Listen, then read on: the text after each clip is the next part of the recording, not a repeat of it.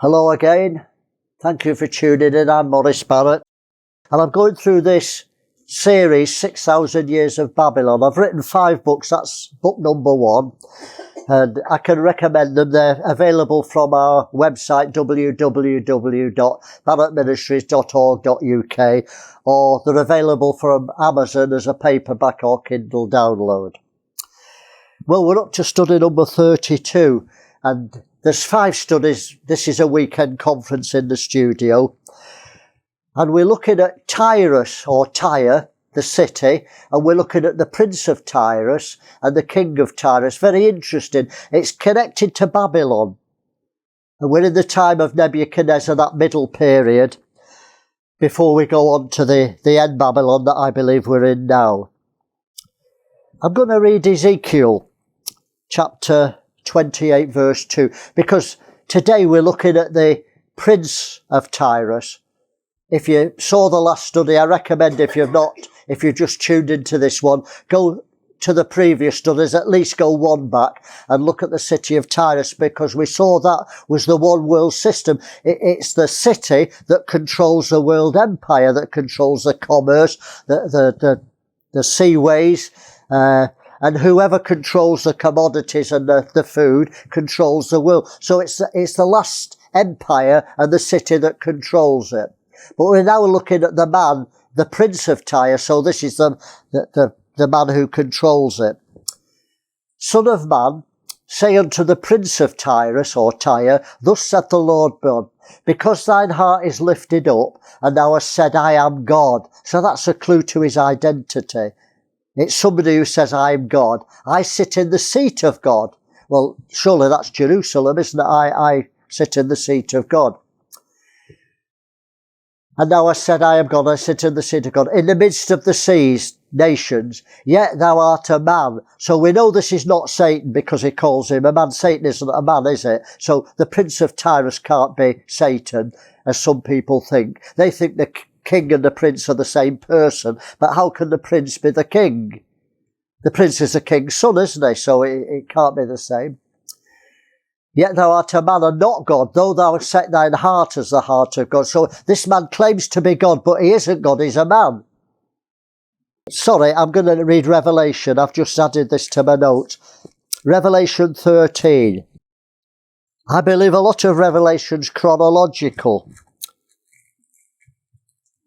And chapter 12, I believe that's where the bride goes up, the dragon who was in front of the woman, and the man-child was snatched up. I believe that's when the bride is snatched up. And when the bride go up to heaven, Satan has no more place in heaven. He said he's cast out. So I believe this Prince of Tyre is the one world dictator, the first beast of Revelation, because it's the only place where somebody claims to be God. So Ezekiel's giving a key. You've said you're a God. You said, I'm God, but you're a man. So I believe it's the first beast of Revelation. So I just put Revelation 13, but I've asked Joni to put the scriptures, because not everyone knows the Bible as well as I do. I've been reading it for 70 years. I've been reading the Bible. And I stood upon the sand of the sea and saw a beast rise up out of the sea, having 7 heads and 10 horns. I won't go into that. And upon his horns 10 crowns, and upon his head the name of blasphemy. And the beast which I saw was like a leopard, and his feet were as the feet of a bear, and his mouth was the mouth of a lion. I can't go into all the symbolism, but this is the point. And the dragon gave him his power.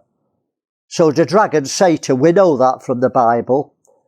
The dragon, Satan. So Satan gave him his power. So it can't be Satan, because Satan gives this man the power and his seat and his great authority. So it's a man who's full of Satan. Jesus was full of God, wasn't he? He was fully human, but he had the fullness of God. This is the son of damnation, the man who is full of Satan. The personification of Satan in the flesh, in other words, like Jesus was in the flesh. Because Satan, the dragon, gave him his power and seat and great authority. So Thessalonians also talks about this man.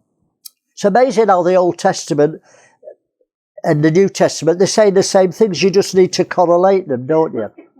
And Paul's talking about the coming of Jesus.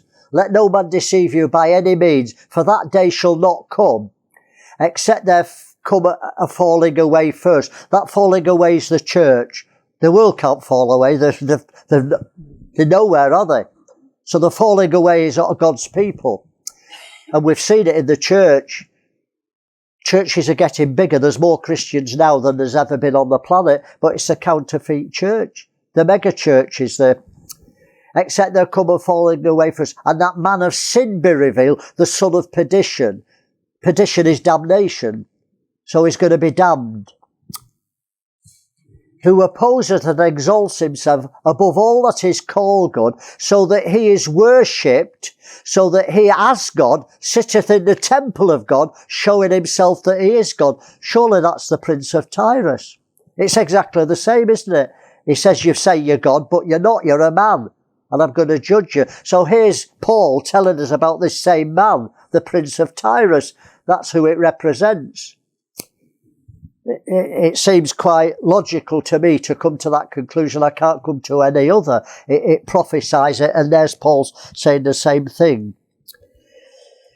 Well, Lucifer is the name given to the king of Babylon, Isaiah 6.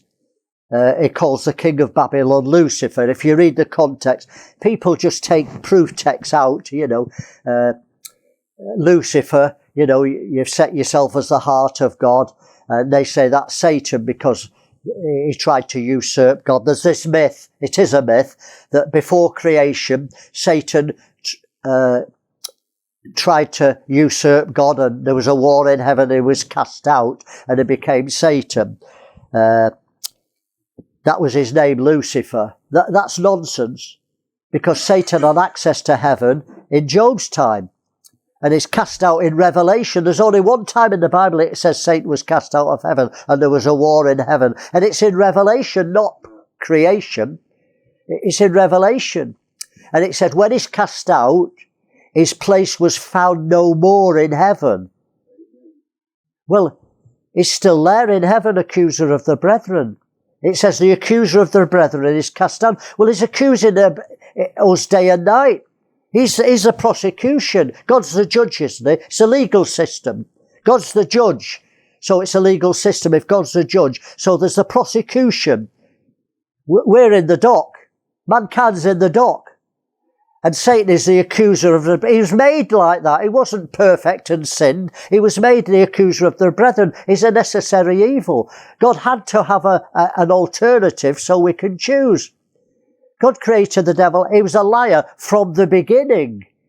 Beginning is creation, isn't it? In the beginning, God created. When the Bible says beginning, it's not eternity, it's the beginning of creation.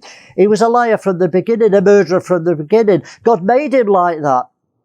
He said in Job's time, where have you been, Satan? Satan's in heaven, presenting himself before God. He's God's tool. He's not the opposite of God, he's the counterfeit.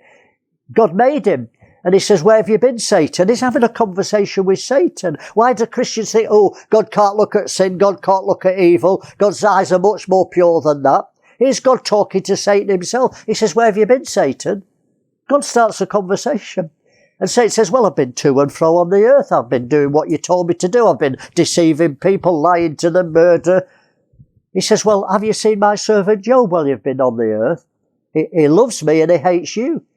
And God provokes Satan, and Satan says, well, you protect him, don't you? You put a fence round him. If you take the fence away, he'll curse you to your face. God says he won't. The devil says you will. God says you won't. God says, all right, let's prove it.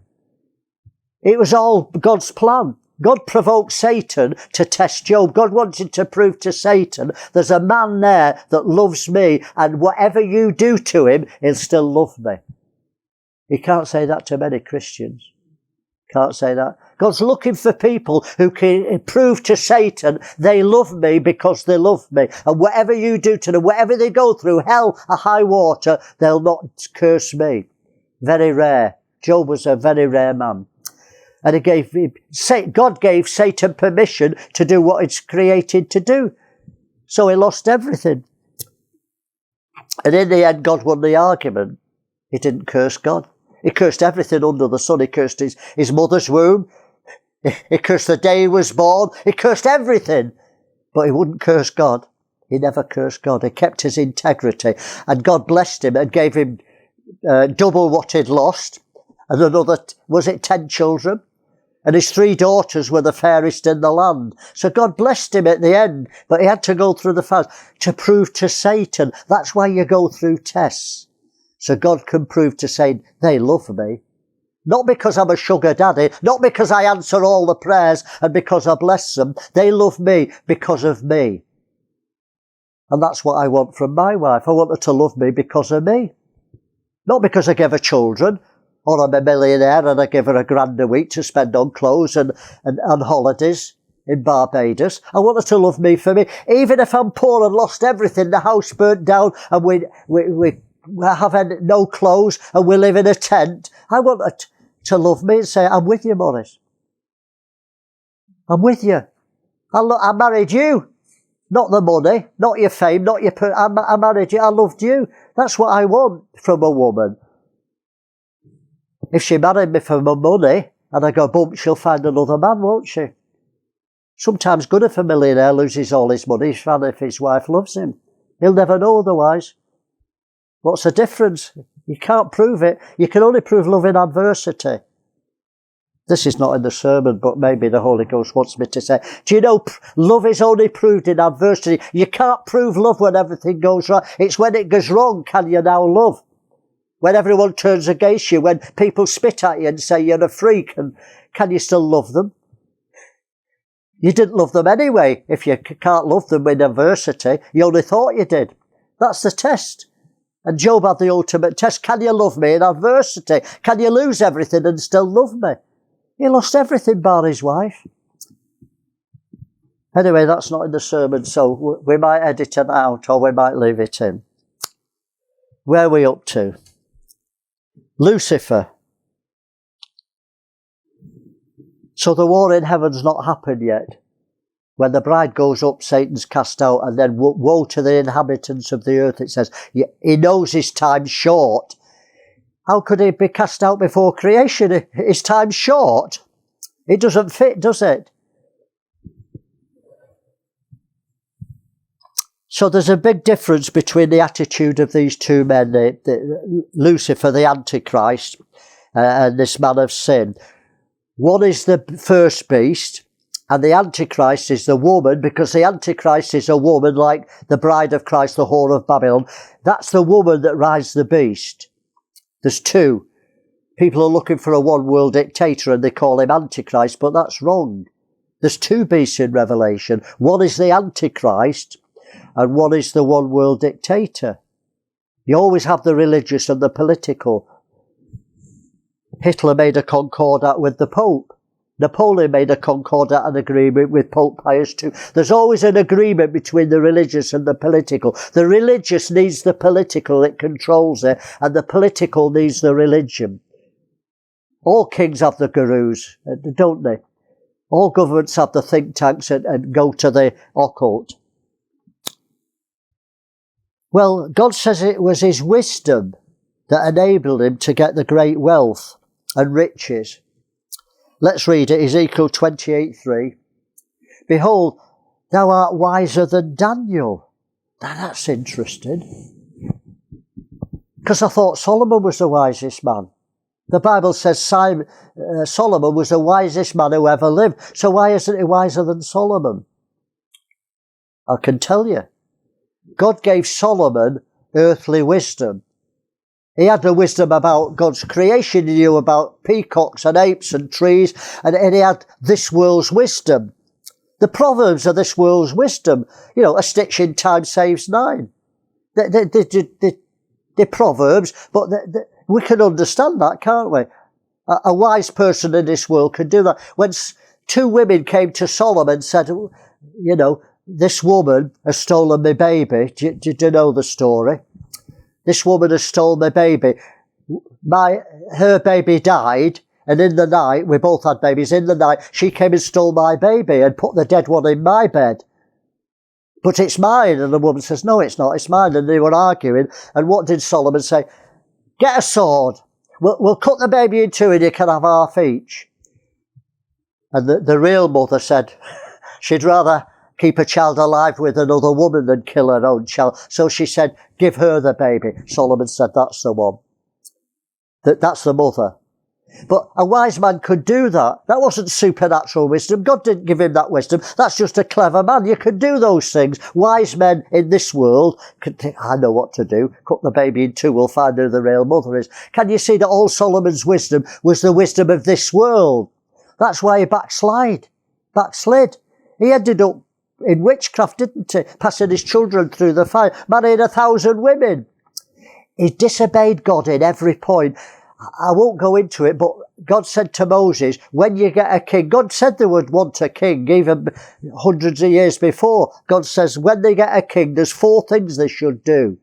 They have to read the law of Moses, day and every day, and handwrite it in a book, so they know the law of God to lead God's people. They mustn't take many wives to themselves. They mustn't bring horses from Egypt. Is that 3? There's 4. Anyway, Solomon broke every one. He brought horses up from Egypt. It says in Kings and Chronicles, hundreds of horses from Egypt. He married 1,000 women. Not many wives, not 10 or 20 that a billionaire could maybe support, but 1,000 women. That's over the top, isn't it? That's pure decadence. And he added gold to himself. He disobeyed everything that God said for a king because he only had earthly wisdom. Daniel was very wise in this world because when they took the children captive, Judah was taken into Babylon, wasn't it? And Nebuchadnezzar said, get the creme de la creme, the cream, the intelligentsia. So he was of royal blood, Daniel, and he was very wise in science and understanding all sorts of things, natural wisdom. So Nebuchadnezzar took him to Babylon to be in his government.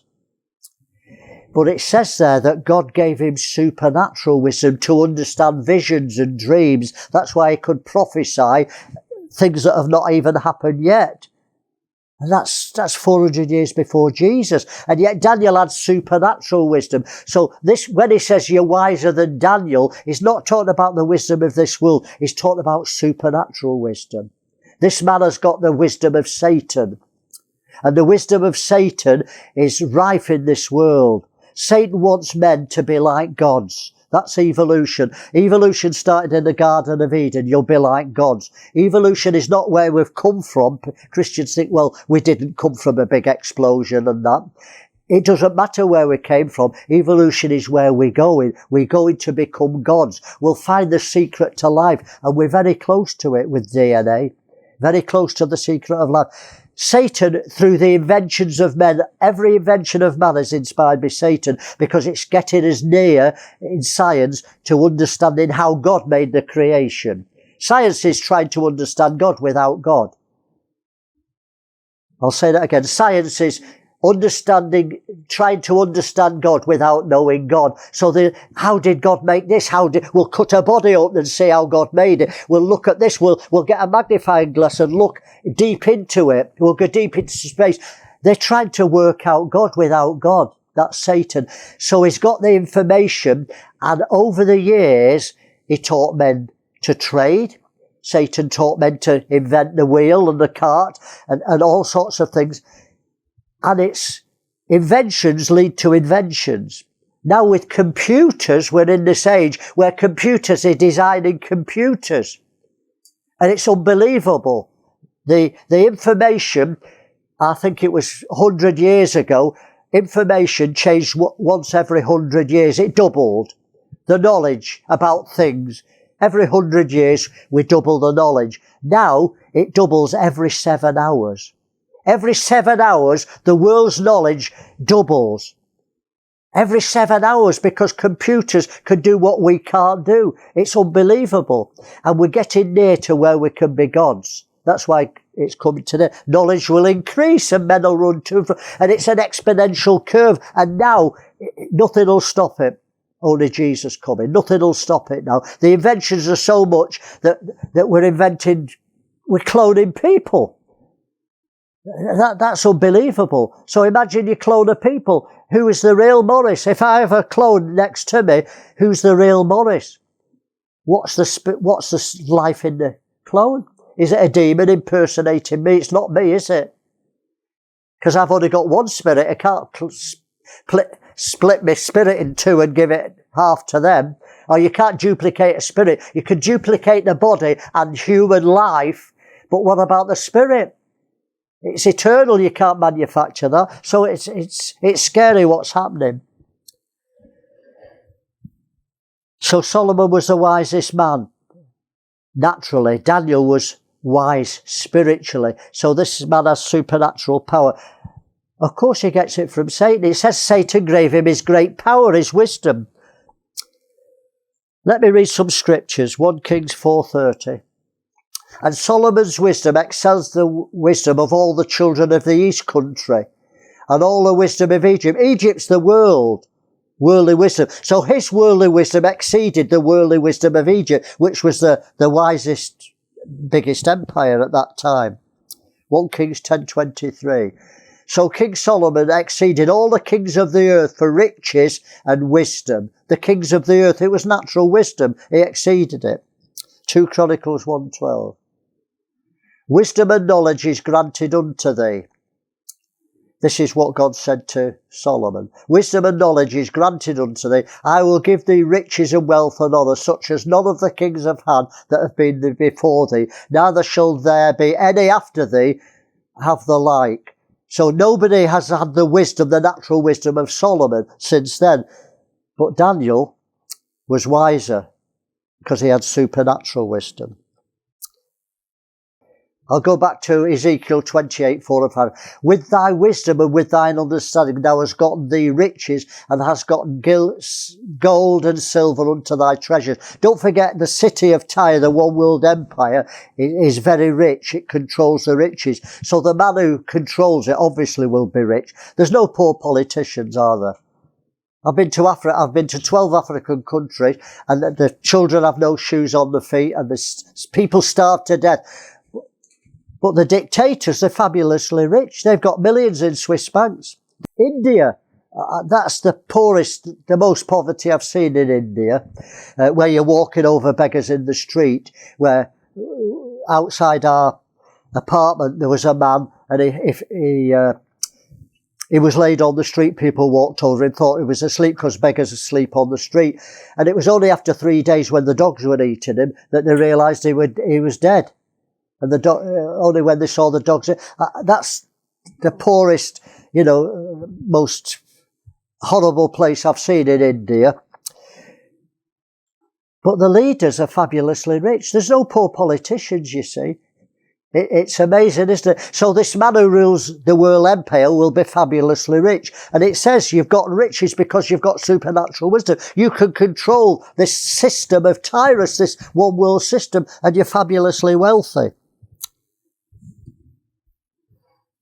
Ezekiel, but the fall of this prince, we've read it. Oh, sorry. By thy great wisdom and by thy traffic, commerce, thou hast increased thy riches, and thy heart is lifted up because of thy riches. You think you're God in the end.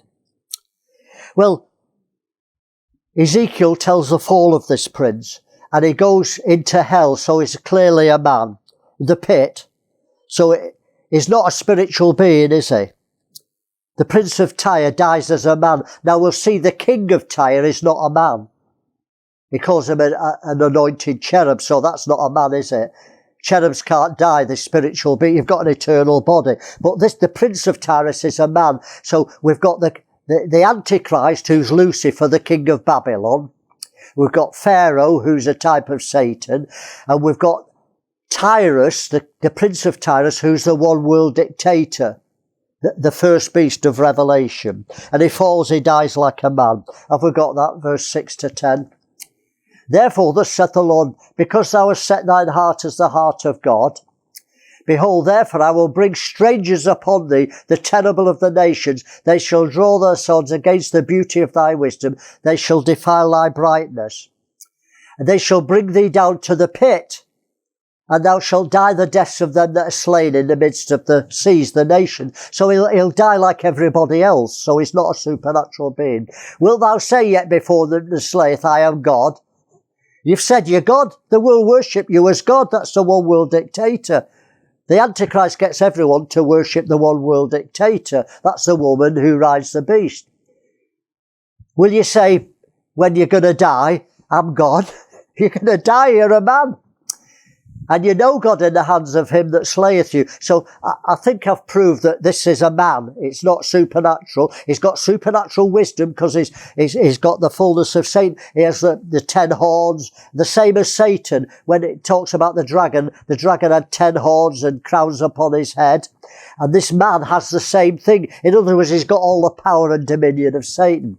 Thou shalt die the deaths of the uncircumcised by hand of strangers, for I have spoken it, saith the Lord. He's going to die. So the Prince of Tyre won't fit any other man than the man of sin, the first beast of Revelation. I've shown that Lucifer must be Antichrist, the beast of Revelation. I've got a whole 1 hour teaching on the myth of Lucifer.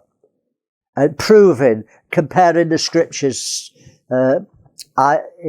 Isaiah 6 with Ezekiel 28. They're talking about 2 different people, but they mix and match them. They're talking about 2 different people, 2 different prophecies. You can't say they're the same. How can the king of Babylon be the king of Tyre? They're 2 different prophecies, you see. You've got to have, it's bad exegesis that to fit one and another. The Bible's so explicit. When Jesus gives 2 parables, they're not saying the same thing in another way. They're completely different applications. God's far too economic to waste 2 parables on one point. So it's a different application. Don't cast pearls before swine and don't give holy things to dogs. Completely separate issues. You're the salt of the earth and the light of the world. Completely separate issues. The world isn't the earth. The world doesn't exist. That's the system, the cosmos, the mindset, the culture, the politics, society. That's the world. The earth is God's creation. Why does it use 2 different words? Because they're 2 different things. Salt is not light. Salt can mix with rottenness. Salt cleanses the wounds. It can mix with the rotten. It can preserve the rotten meat. Light and darkness can't mix. It's a direct confrontation. If you've got light, you've got no darkness. If you've got darkness, there's no light. So they're completely different applications. And the church mixes them up. They say, let's be salt in society. Let's be salt in the world. But we're salt in God's creation and light's in the world. Therefore, there's a direct confrontation. We don't permeate the world and get more Christian politicians and more Christian solicitors and more Christian hookers and gangsters and whatever. You know, it's not Christianising the world. It's a direct confrontation. We preach truth. That's light in the darkness. We're lights in the darkness. There's a direct confrontation. The world is our enemy. Don't you know the love of the world makes you the enemy of God? It's spiritual adultery. We hate the world.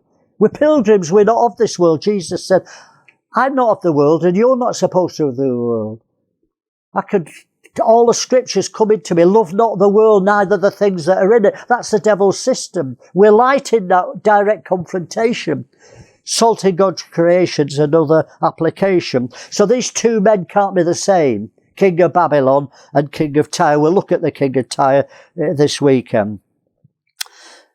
So who can the King of Tyre represent? Can't be Satan. King of Tyre can't represent Satan because Pharaoh represents Satan in the Bible. And Egypt represents the world. It's perfect. So who does Tyrus represent? Well, tune in. Watch this space. I've finished now. I hope you tune in. I've left a cliffhanger like the soaps do, so you'll tune in to the next study. God bless you. Have a wonderful day, a wonderful week. God bless you.